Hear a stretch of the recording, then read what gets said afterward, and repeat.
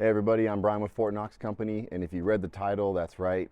I did not pass my framing inspection, but I'm going to show you guys exactly why. Just a couple little things that we got to fix. I did pass a partial on my shear walls, so I was doing a shear wall and framing inspection. Luckily, I caught the inspector, and that's why it's really important to kind of show face with them and ask some good questions. I'll show you guys what the Casita looks like right now. We're at the point of obviously sheeting the walls. We're gonna sheet the roof, and then we're gonna be able to start weathering this thing and get it weather tight. That way I can run my electrical and start running power in the house. We can just start building there and not have to run extension cords. So I need to finish up these walls, get that roof covered so we can start putting the paper on it. Then we'll have this thing weathered in.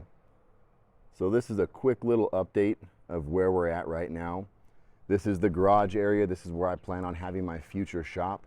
If you see these little triangles here, this is kind of a indication just visually to tell the inspector that these are the shear walls.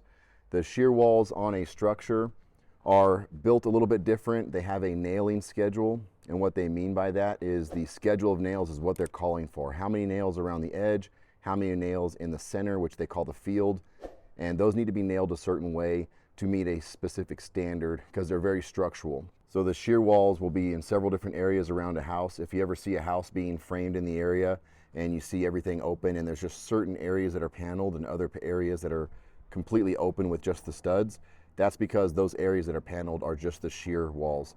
They create a lot of like structural rigidity inside and make it like safe, you know, hurricane, earthquakes, all that. So let's just jump into one of the first issues that I had. There's these straps right here at the top, right? So these straps are 48-inch straps. They're used to tie in the shear wall and the header above it. So I'll go on the inside and show you where we kind of have to switch things up. You can see we have a 2x6 that I blocked on the inside, and I misread it, but the plan said I need a 4x6 blocking. And even the inspector was kind of like, whoa, that's kind of little overkill, but it's what the plan says. So I'm not mad at the inspector. He's kind of holding me accountable for what it says on the plan. So I'm not mad, just a little bit disappointed that, you know, I thought I had everything squared away, but easy fixes. I'm gonna pop those nails out, pull these boards out, and then I have to block across here with a 2x6. I'm sorry, a 4x6. So real fat blocking. These are 6x6 headers. I'm gonna do a 4x6. And I think that's really just so that your nails will sit all the way through and have more grab. It's not going to make this wall any stronger. I mean, it will, but this wall is already kind of overbuilt. We have a couple more king studs and jack studs here, so we're well over what we need.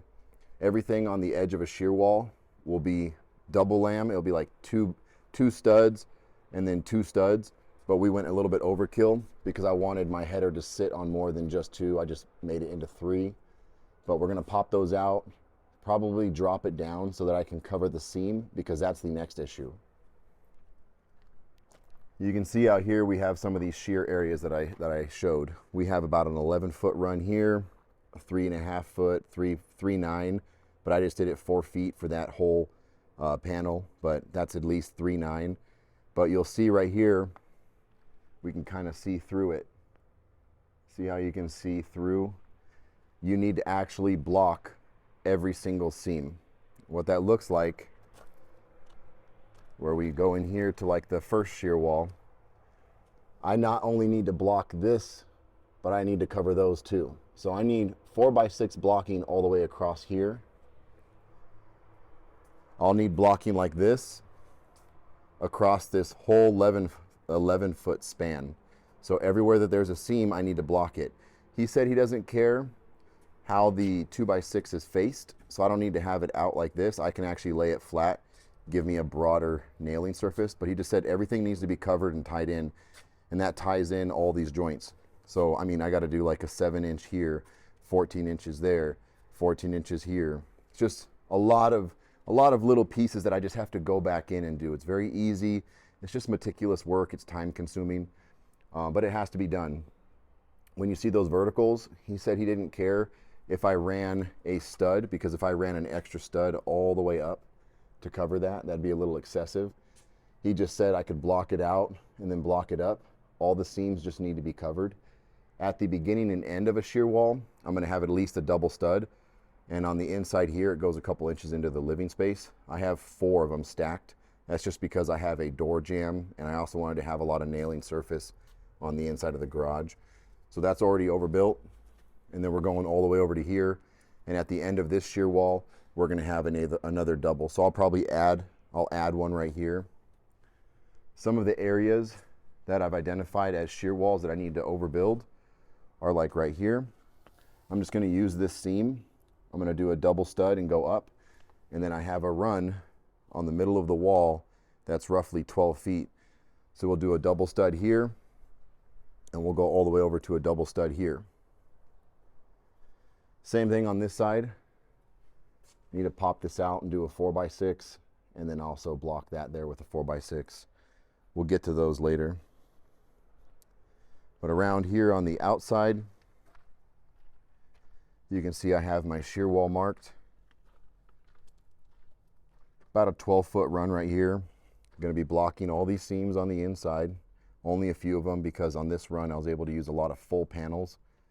At the top we have a 2-foot run, so a lot of seams up there I got to block in. So like I said, I'm not mad at the inspector. He's just holding me accountable. I just thought that I had everything squared away and I'd be able to just kind of run right into the next step. But he kind of started looking at it really closely, and so I followed him and I asked a lot of good questions. I was like, okay, let me just take notes so I know exactly what you need when you come back, because he could see that I was overbuilding this thing. The whole entire structure is paneled. I don't have to do that, but I did that just because it kind of helps with the stuccoing, and it really just makes the whole thing stronger, and it only costs a few $100s more. So it's not much more on my end as a builder, like an owner builder. I'll invest a couple more $100s into the paneling, do the extra work. If you were going to be building these things strictly for profit, you're going to build it just to plan, only the shear walls needed, save those hundreds of dollars because they all matter. For me, I didn't mind spending it on a structure that I'm going to be doing for myself. So let me show you what those look like corrected, because I've already done a couple of them. It looks kind of cool when it's all done because it's really clean. But there's 2 areas that I've already switched and fixed, so I'll show you guys those. So we can come through here. This is the garage area. This is going to be our living space, the entryway to our casita. This whole casita living space is almost like 800 plus square feet, and then it kind of rolls into what will be the gym. This is currently open, so it's like a double master. And I was talking to a neighbor, and they were kind of mentioning to me like, oh, so you essentially have like a double master casita. And I'm like, well, I have a gym and a casita, but I guess technically this is a double master floor plan, because you have a full bathroom there, full bathroom here. The only thing that this is missing over here would be a closet, which we have plenty of room over here for a giant closet. But this essentially is where you walk in. We're going to have the kitchen kind of wrap around. There will be a peninsula here that we have our drain. We will have gas ran over here for a stove, refrigerator, everything, cabinetry, pantry area, and then hopefully a laundry area, which is why I have this inside the wall for a future addition. Once we have this thing signed off, we might actually separate these 2 spaces, have more wall space, and do a full closet with laundry, so that this is a completely independent unit. And then again, that way that side will be separated just as a gym. But I'm going to have water and drain and everything in this wall, so if I ever need it, it's right there. But for the time being, until this thing's signed off, we have to have these 2 areas connected. For permitting, if you were to separate these 2, you are creating 2 living spaces. That's 2 auxiliary apartments, and that was not going to fly with the county. So you have to have this kind of entryway here. So I redid the kitchen to allow me to either have access or close off access to this area if I need to in the future. Full living space here, very big living room. I did a little cut back here just to kind of add some dimension to the living room, so it wasn't just all square rooms. Big bedroom. We have a little over 14 feet, almost 15 feet wide, a little bit over 12 feet deep. So if you do your average measurement, it's pretty good room. Windows that look out east. We have our big walk-in closet. It almost mirrors the bedroom at 12 feet, so you know we're a little over 10 feet there. And then we have our bathroom space. Bathroom in here. This is going to be a full big bathroom. We have the plumbing set up to where we can do a very wide shower, have plenty of room next to the toilet, and still do a double vanity. The bathroom in the gym, I actually set maybe about a foot off because I didn't need as much space in there. This is going to be definitely lived in. that area is kind of more of an auxiliary room. We have a shear wall that actually sits behind here that I'll show you here in a second. But again, let's get to the shear walls and I'll show you where they're fixed. So I've already corrected a couple areas. I was working on it yesterday. It's frustrating because it's a lot of little cuts, but it looks nice when it's all done, and I get it. It's what it has to be. It's what the permit calls for, so not mad at him. But let's look at how it looks when it's finished and corrected. I probably have a couple more days of work, and then we will be able to get this thing signed off and move forward. So this is the first area. This on the outside here was the 3'9", or what I did is a 4-foot section. We have 2 of these anchor tie downs, which are something that it calls for in the permits. There's only 4 or 5 areas that have these tie downs. These are anchors that are going to be dropped into the cement pour before it's all poured. It's part of the framing, or I'm sorry, part of the concrete pour. You have these giant lag bolts that go in there, these Simpson tie downs. Then this has to be on either side of the shear wall. So I've built it all the way out to here where we have our double stud with the nailing. But with these here, I had these installed incorrectly. As you can see, we have this washer, or this horseshoe washer here, that mirrors the shape of it. The way I had it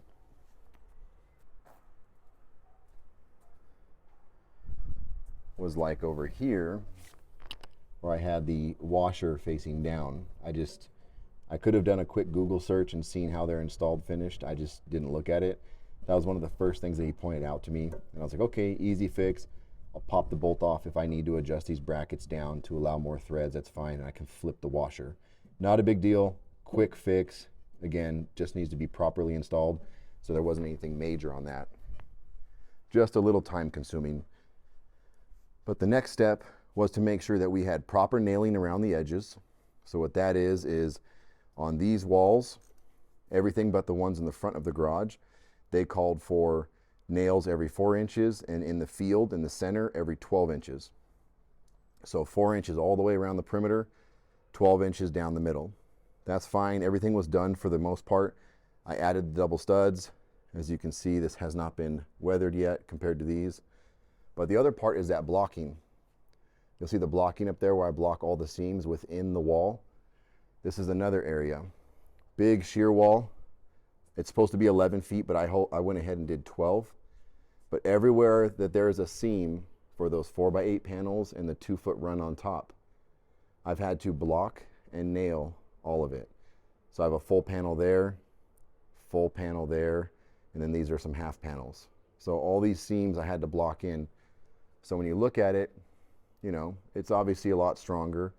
By flipping them on their face, keeping this profile a lot lower, I can still run my electrical. If I had to fish anything through the walls in the future, I don't have traditional fire blocking. So if this was turned on its edge, it'd be like a fire block. This is all open, so I can always run stuff in there. Insulation will still be really easy. We have this one turned on its face to catch the seam. Again, this really just makes the whole entire wall overbuilt.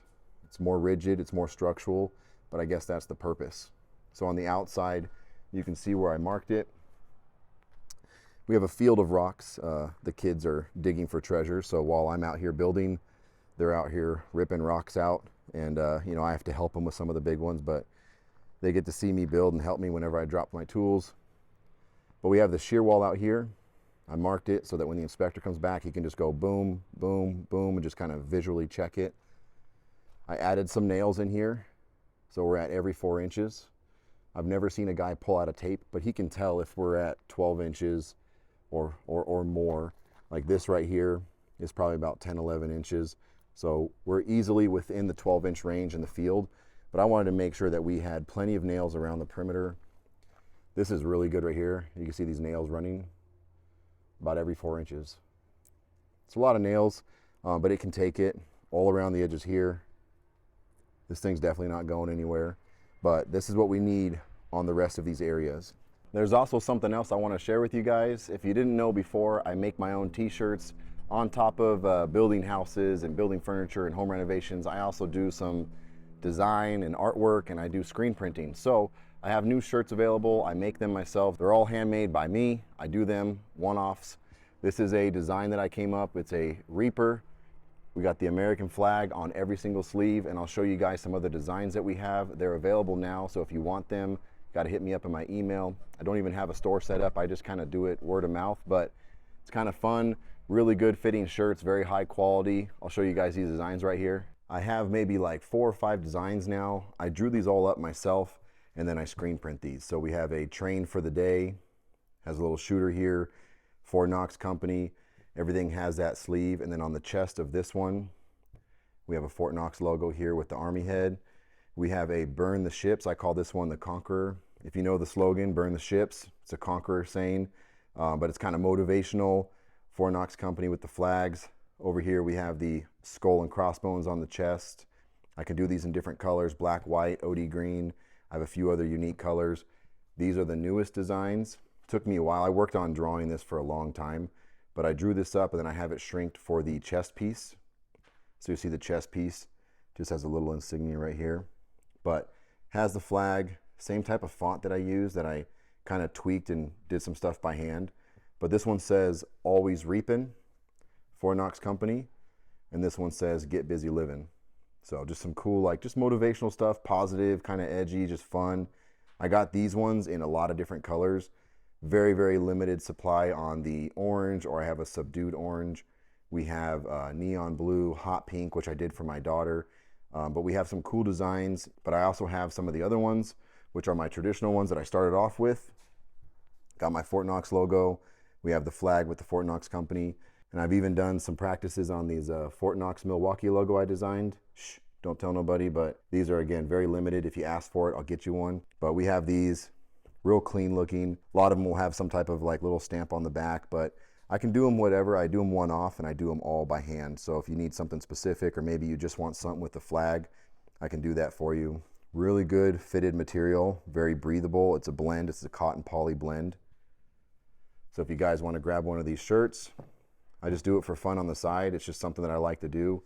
I have a creative itch if you haven't learned that already. But I just like designing. I have these things in my head, so I do it. If you ever wanted to build, you ever want to do some screen printing, or maybe you guys have some questions about how to do screen printing or different methods of it, I can tell you I have boxes of all the equipment, got lots of shirts available, and I can print them all on demand in whatever color combination you want. So that's just something I wanted to throw out there for you guys. Anybody who's actually watching this video and you want to get your hands on some limited prints, some limited designs, this is the only place you can get them because I make them myself. Anybody outside of probably my local circle, you'd be the first people to know. So if you want one, let me know. I don't charge a lot, maybe like, I don't know, like 18, 20 bucks at most. And then whatever your shipping is to send it out. But I just like making them for you guys, and then when you get the shirt, it's probably gonna be your favorite one because it fits so good. That's what everybody always tells me. People were bugging me for a long time to make more shirts, and I'm like, obviously I don't have a lot of free time on my hands. I'm busy, but I got back into it, so I kind of do it in my spare time, you know, at the nighttime when the kids are sleeping. So if you want one, let me know. You can hit me up in my email or just comment on the video, and then we'll work it out. If we go around the back, you can see this back run. This is the east-facing wall. We have our 2 windows into the gym. We have a shear wall area, which does encompass a window, which you can do, but you're only allowed to have a certain percentage of the wall taken by that window, because again, these are structural areas, heavily nailed, a little bit beefier built, and they're supposed to provide more structural integrity. So you pop a window in it and it kind of affects it differently. But with this little tiny, basically I did that. It didn't even need to be there, but I wanted to add that to the bathroom to add natural light. We have this small bathroom window in this little run here. And that's pretty much it. It's just going through all these different areas, nailing it up like that, and just fixing all those seams, flipping those brackets, and we're done. One thing he did mention is that normally he said that they'll sign off shear walls and the roof at the same time. And I kind of told him, well, I don't really want to sheet the roof yet and do anything where it kind of permanently sets my framing, or when I have to box in my eaves, I don't want to do that coming back having to redo something on the shear wall. So I want to do the shear walls first. That's one of those things where you just kind of be personable with the inspector. Is they do things a certain way and they're used to doing 2 or 3 things at once. But if you're building something yourself, you might just want to do one thing at a time, which is what I do. I'll do the sewer connect, I'll do the pre-inspection for this. I'm not going to get 3 things signed off. That also helps me keep my permit running, because every month or so I can kind of like get one thing signed off, and that bumps it out another 6 months to you could sit on it for 6 months. You have these windows where you just got to stay active. So I might not want to sign off 4 things at once. I might want to sign off 1 thing a month. And that's what you pay for on your inspections, is their, you know, how many inspections you're paying for their visits. So luckily he was nice and he kind of understood where I was coming from, but I just kind of heard what he said and I'm like, okay, cool. At least I kind of know the schedule of what you guys want to see. The other thing is that I actually found an area that he probably overlooked, but I'm definitely going to do it just because I don't want to be caught on it. But as well, it's part of the design. It's actually going to make the center wall a lot stronger. So let me show you guys on the plans where it is and how it was kind of hidden. So here is a little printout that I was doing for myself just to visually show. We have our garage, we have our garage door, we have our entryway into the casita, we have our living space, we have our bathroom, our closets, we have our walkway here into the gym and the bathroom. I marked out, and I just did this on my my iPad. I just kind of like highlighted these areas so I could print it out and see where my shear walls are, so I can just kind of start checking them off. So I've done these 2 now. These are the 2 in the front of the garage that need those 4x6 blocking. All the brackets need to be flipped in these areas. There's 1, 2, 3, 4. I think there's 5 in the back of the garage right here. This is a big run. These are big areas inside the structure that are load bearing. But this wall right here that runs, I didn't see it, but if you look closely, you'll see these little indicators that say 11, 11, and 13. Those are the triangles that I painted. On your permits, when you read it, those will have indicators and instructions. On the 11s, this is the structural plywood, types of nails, 4 inches on center on the edges, and then it will say 12 inches on the field. But you'll see here on the 13, it actually says we have the same structural plywood, same nails, but 2 inches on center and 12 inches in the field. That 2 inches on center means that every 2 inches you'd be throwing a nail. One of the reasons why you do the double studs on the edges, especially wherever it says, and it even says it on here, that whenever you have the 2 inch on center scheduling, you need to have the edges doubled up, because if you were to throw a nail in one of these, which means on these edges right here, if you were to throw a nail every single 2 inches, you could blow out that wood. That's a lot of nails for a piece of wood. You're throwing a nail every 2 inches and you're going to end up splitting or blowing this wood. So if you have the edges doubled up, so on the outside you're nailing it, what you actually do is you go 2, 2, 2, 2, 2, so you get a 4 inch spacing, but it's separated, it's staggered. So they'll do a stagger nail so you don't blow your wood out and don't overload it and kind of like take away the whole integrity of it. So they call for a double on those 2 inch spacings. That's something that I learned, and I also learned to obviously pay closer attention to the instructions or the plans. But this is something important, because I said 2 inches on center, man, that's a lot. And he said, yeah, here's a way to do it. And it actually says it on the plans, is that you're supposed to do a stagger nailing so that we don't blow out the wood and don't blow out the plywood. So that was something that I kind of learned on it. It was good to know. But the area right here in this center wall, this is the wall that runs on the inside of that in the bathroom from the gym, separates the 2 bathrooms. The way that we had this thing designed first is we had the bathroom over here, which is why we had like a little window right here, and we had the 2 spaces blocked off. When we were going through permitting said, no, you have to have some type of access into this area. It can't just be accessible from the outside. It needs to be connected. Otherwise, it's 2 living spaces. So that's where this all started kind of falling in place. So I said, that's fine. Let's flip the bedroom, or let's flip the bathroom. We'll make this accessible, and then I can use this wall space later if we want to close it up. But for now, for the way it's built, let's keep it open. Let's get these permits going. But when they flipped it, which this has a little revised window because there's a revision that we had to add, this little cloud right here, we kind of popped it over, and you'll see on the toilet there's a triangle and 11, and it has this special dashing right here. That is a shear wall in the middle of it. So I referred back to my old plans. When the bathroom was right here, this was a shear wall. When he flipped it, it still shows it there. So to avoid any conflict, even though I don't think they'll catch it because it sits over the toilet, I might as well board this area up here and make it strong, because this area is actually Very important right in the middle of our structure. There's a big run of these roof truss. So what I'm going to do is we'll come in here through the gym. This will be a double slider door. Come in here. This is just kind of an auxiliary area. Maybe we'll do like a, I don't know, one day maybe a cold plunge sauna or something. It's just a whole, you know, recreational area. This right here inside the bathroom is just over 11 feet and it calls for an 11-foot shear wall. So we already have doubled studs up here on this corner. We have doubled, triple there, but I'm still probably going to add one. I have enough room, which I marked right here. I'm going to run a double stud, and then we are going to panel this whole side. Because there's no fire blocking in here, these do have a little bit of give. This is fine. It's just that once you put your drywall and everything else up, it makes everything way more rigid. But why not add that paneling here? Because this one is so important. It has a lot of these like hip joints and roof truss coming off of it. So if I do panel over half this wall, which is an 11-foot run, it'll make it super, super strong. It also might help prevent any type of soundproofing because this area eventually will be separate from the living space.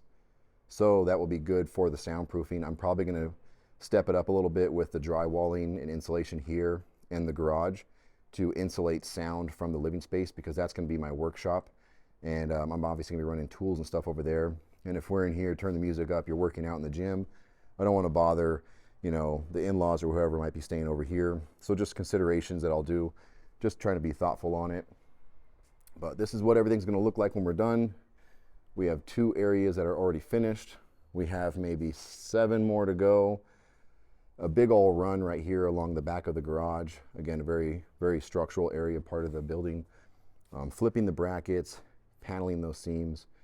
A lot of little cuts, nothing that's too hard, just takes a little bit of time. And that's pretty much it. I know it's a long video and I'm kind of showing you guys a little tour and the areas of concern, but I wanted to share that with you guys. I've never really failed inspections. I take that back. I've not passed. I've had partial passes because they usually see that I'm doing the right thing. I just missed a couple things. So whether it's flipping a bracket or adding some more nails, not a big deal. They're not mad at you. They just kind of say, hey, you need to fix this. Call me back when you're ready. So the county inspectors have always been really cool. It's nice that you can kind of catch them, show face, and ask some good questions. So if you are going to be building anything yourself, I would recommend trying to be there when they show up, because the worst thing is you sitting there and getting an email saying failed and there's no notes or you don't understand what they're saying, and then you're trying to make phone calls. So catch them, ask questions. You'll keep your project moving along, but these are all things you can do yourself. If you guys have any questions, obviously ask me. If you want to see some more of the framing or how to do certain things, I'll go into detail. I will be having some videos showing just basic stuff on how to frame walls, how to frame openings, basic structural stuff that you can pretty much mirror no matter what your building codes are. It's all pretty much the same. But I'll be showing you guys all that, keeping you guys updated on the build. I'll show you guys once we get this roof sheeted and these walls signed off. We'll keep this project moving along and we should have this thing ready to go in no time. So I appreciate you guys watching. If you haven't already, hit that like and subscribe button. Hit me up with any questions in the comments, and I'll see you guys on the next build.